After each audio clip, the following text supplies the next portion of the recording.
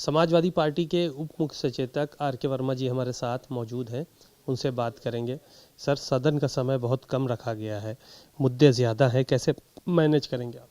ये उत्तर प्रदेश के लोकतंत्र में ये पहला अवसर है जो शीतकालीन सत्र केवल 3 दिन का रखा गया है। उसमें भी सरकार की मंशा सप्लीमेंट्री बजट लेने की है। सरकार ने ऐसा इसलिए किया कि उसको जनहित के मुद्दों पर न चर्चा करनी है, न विपक्ष के सवालों का जवाब देना है।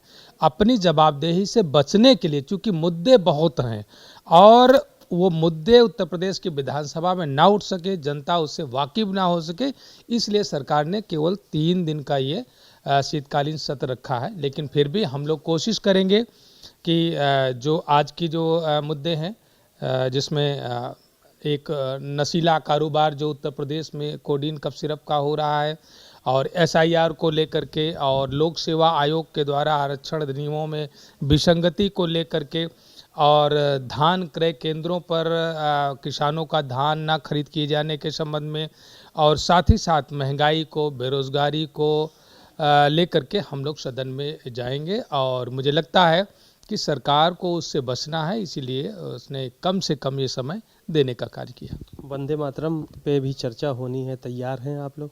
देखिए, हम लोग तो सदैव तैयार रहते हैं। मुझे लगता है कि भारतीय जनता पार्टी को ये कतई हक नहीं होता कि वो वंदे मातरम पर चर्चा कर सके। भारतीय जनता पार्टी हो या राष्ट्रीय जनसंघ हो या राष्ट्रीय स्वयंसेवक संघ हो, आप एक नेता का नाम नहीं बता सकते जिसने वंदे मातरम के गीत गा करके सीने पर गोलियां खाई हो, या फांसी का फंदा चूमा हो, या आजीवन कारावास झेलने का काम किया हो, या यातनाएं सहने का काम किया हो। तो मुझे लगता है कि अनेकों आपको उदाहरण मिलेंगे, चाहे वो उस समय अगर राजनीतिक पार्टी के रूप में देखें तो कांग्रेस जिस तरीके से और बड़े पैमाने पर हमारे जो अन्य हमारे क्रांतिकारी थे, जो उग्रदल के क्रांतिकारी थे, वंदे मातरम का गीत गा करके सीनों पर गोलियां खाए और फांसी का फंदा चूमा। तो भारतीय जनता पार्टी जहां से आई है वहां से लेकर के आज तक उनके पास कोई ऐसी नज़र नहीं है, उनका कोई ऐसा नेता नहीं है जिसने राष्ट्रीय गीत का सम्मान करने का काम किया। ये लोग तो भारत के संविधान का भी सम्मान नहीं करते थे। इनको इसीलिए जो है 4 फरवरी 1948 को सरदार वल्लभ भाई पटेल ने प्रतिबंधित इसी बात को लेकर के किया था कि आपके द्वारा जो गतिविधियां हैं ये भारत का संविधान का सम्मान नहीं करती हैं। और जो महात्मा गांधी की जो हत्या हुई थी, राष्ट्रपिता की हत्या में उस समय संघ की भूमिका संदिग्ध पाई गई थी, जिसकी वजह से उन्हें प्रतिबंधित किया गया था। और 1.5 वर्ष के बाद 1949 में राष्ट्रीय स्वयंसेवक संघ ने बाकायदा हलफनामा दे करके गलती मानी कि मैं इस बात को हलफनामा में देता हूं कि हम भारत के संविधान का सम्मान करेंगे, हम राष्ट्रगान का, राष्ट्रध्वज का, राष्ट्रगीत का सम्मान करेंगे, और हम किसी भी राजनीतिक गतिविधि में शामिल नहीं होंगे, हम सांप्रदायिक सौहार्द बिगाड़ने का काम नहीं करेंगे। इस तरीके का हलफनामा देकर के गलती मानी है, तब जाकर के उस पर से प्रतिबंध हटाने का काम हुआ है। तो वंदे मातरम पर चर्चा कराने का हक भारतीय जनता पार्टी को नहीं होता। एक क्यूआई लखनऊ का भी बहुत बड़ा हुआ है, दिल्ली का भी बढ़ा है, कल मैच रद्द करना पड़ा, क्या कहेंगे?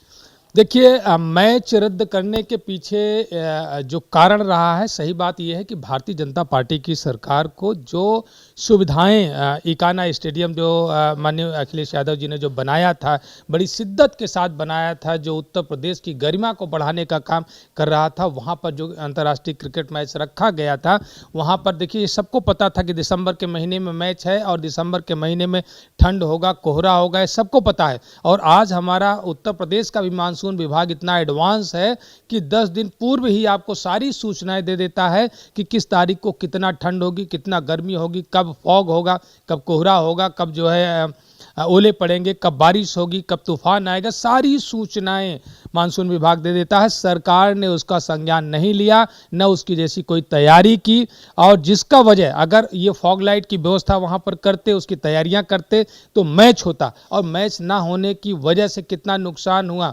लगभग 1 लाख टिकट सरकार ने बेचे थे, और उसमें 500 रुपये से लेकर के 20-20 हज़ार तक के टिकट बेचे थे। आप समझ सकते हैं कि 500 किलोमीटर दूर से चल करके आने वाला व्यक्ति जो ठंड में आया, राष्ट्रभक्ति की भावना से आया, अपने में क्रिकेट के खिलाड़ियों का मनोबल बढ़ाने के लिए आया, वह ना तो क्रिकेट का लुत्फ उठा पाया और उसको जो अन्य तरह का नुकसान हुआ, आर्थिक नुकसान हुआ, किराया लगा कर के आया, रात रुकने का इंतजाम किया, खाना खाया, टिकट खरीदा, ये पैसे की वापसी कौन करेगा? कोई जवाबदेही देने को तैयार नहीं है।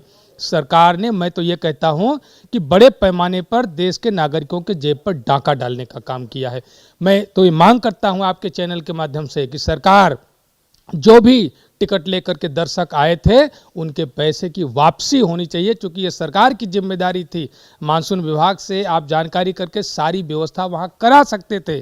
तो जहां एक तरफ खिलाड़ियों का भी मनोबल कमजोर हुआ, वहीं पर आपने देश की जनता, क्रिकेट प्रेमियों के जेब पर डाका भी डालने का काम किया।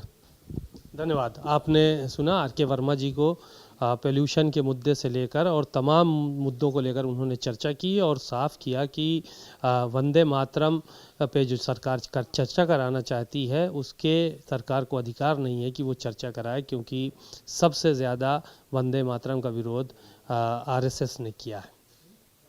कैमरामैन मेहदी हसन के साथ सीमा नकवी, भारत समाचार, लखनऊ।